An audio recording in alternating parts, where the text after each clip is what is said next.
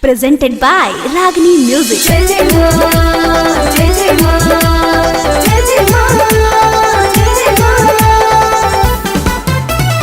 जय मां, जय मां, जय मां, जय छठी मैया, जय जय मां, जय छठी मैया। जब दिवाई और आधा देवता पूरा सिपुली से चला चुअता। जय मां, जय मां, जय छठी मां। जब दिवाई और आधा देवता पूरा सिपुली से चला चुअता। आज पहले बनी देवी जी होता पूजा में ओ बेरी जी। आ सभे कोनिया में बट जो हता हमरा सिपुली से चला चुअता। जब दिवाई अर्घ देवता हमरा सिपुली से जल चुअता।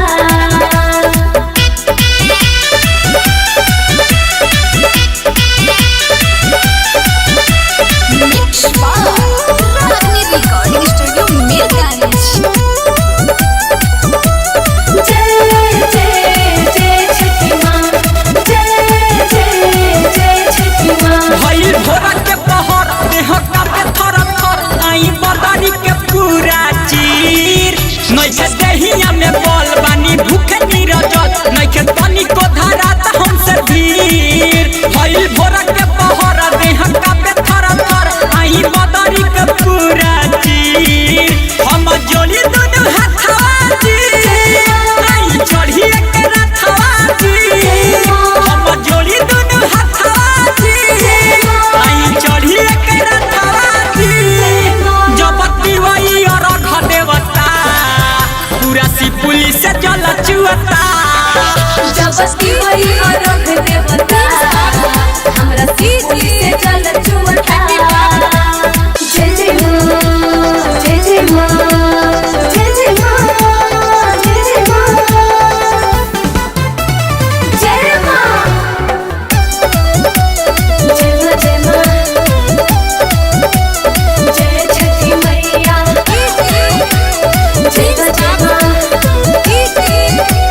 जय छठी मैया। लेके कोइया के दूध खड़ा बाभन के पुत बाबा असरे में सब लोग बाटे। कभी मासूम भी साथ दुनु जोड़ा तारे हाथ बुलेट राजा से सुपनिए में बाटे। लेके कोइया के दूध खड़ा बाभन के पुत बाबा असरे में सब लोग बाटे। बोले लगल चिड़ैया जी सुनिया दिता गोसैया जी। बोले लगल चिड़ैया जी सुनिया दिता गोसैया जी। जब दिवाई और अर्घ देवता पूरा सिपुली से जल चुअता। जब दिवाई अर्घ देवता हमरा सिपुली से जल चुअता। जय छठी मां। जब दिवाई और अर्घ देवता पूरा सिपुली से जल चुअता। आज पहले बनी देवी जी होता पूजा में ओ बेरी जी। आ सभे कोनिया में बट जो हता हमरा सिपुली से जल चुअता।